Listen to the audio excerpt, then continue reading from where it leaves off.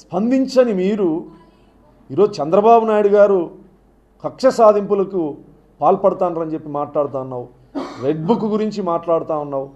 నిజంగా చంద్రబాబు నాయుడు గారు కక్ష సాధింపు చర్యలకు పాల్పడి ఉంటే, ఆ విధంగా నీలాగా అప్రజాస్వామ్యవాది అయితే ఈరోజు నోరు లేస్తున్న కొడాలి నాని కానీ పేర్ని నాని కానీ వీళ్ళందరినీ నియంతలాగా నీలాగా చంద్రబాబు గారు వ్యవహరిస్తే ఎలాంటి చర్యలు ఉండేటి ఒక్కసారి ఆలోచించుకోవాలి. ఖచ్చితంగా ఇంకా శాసనసభ్యుడిగా ప్రమాణ స్వీకారం చేసి జగన్ రెడ్డి గారు 20 రోజులు కాలే. 20 రోజుల పాలనలో బయటకు వచ్చి ఎంత ఆవేశంగా చంద్రబాబు గారి మీద పాపాలు పండేరక ఎదురు చూస్తాడు. అసలు పాపాలు చేయడము నీకు నీ కుటుంబానికి పేటెంట్ రైట్స్, చంద్రబాబు గారికి కాదు.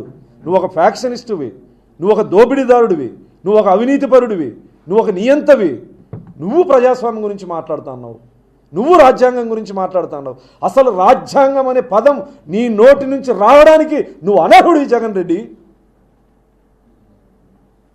నీ సామాజిక వర్గానికి సంబంధించినటువంటి దిశ అనే అమ్మాయికి అత్యాచారం పక్క రాష్ట్రంలో జరిగితే, ఈ రాష్ట్రంలో ఈ అసెంబ్లీలో ఆ ముఖ్యమంత్రికి సెల్యూట్ చేసి దిశ అనే చట్టాన్ని తెస్తాను, మహిళలకు అన్యాయం జరిగితే అత్యాచారాలు జరిగితే ఉరిదీస్తాననే రేంజ్లో మాట్లాడిన నువ్వు ఎక్కడైతే దిశ చట్టాన్ని ప్రారంభించావో రాజమండ్రిలో మైనర్ బాలికని అతి కిరాతకంగా అత్యాచారం చేసి నీ వేదిక దగ్గర పడేసిపోతే ఈ రోజుకి దిక్కు లేదు.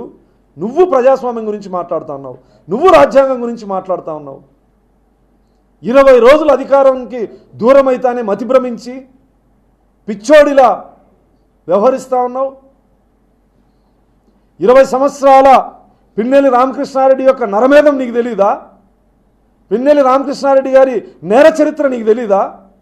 పిన్నెల్లి రామకృష్ణారెడ్డి కుటుంబం ఎంత అరాచక కుటుంబమో నీకు తెలీదా? ఈరోజు నీ క్రైమ్ పార్ట్నర్ని ఏ రకంగా అయితే చట్టం న్యాయం పనిచేసి చట్టం అరెస్ట్ చేసిందో, ఖచ్చితంగా నీ క్రైమ్ పార్ట్నర్ దగ్గరికి నువ్వు కూడా వెళ్ళేటువంటి రోజులు దగ్గరలోనే ఉన్నాయి జగన్ రెడ్డి.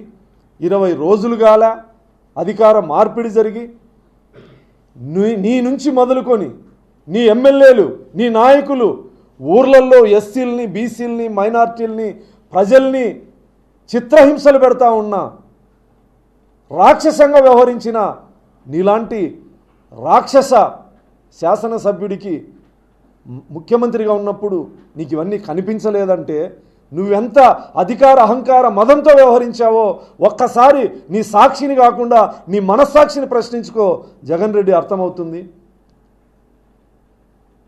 చంద్రబాబు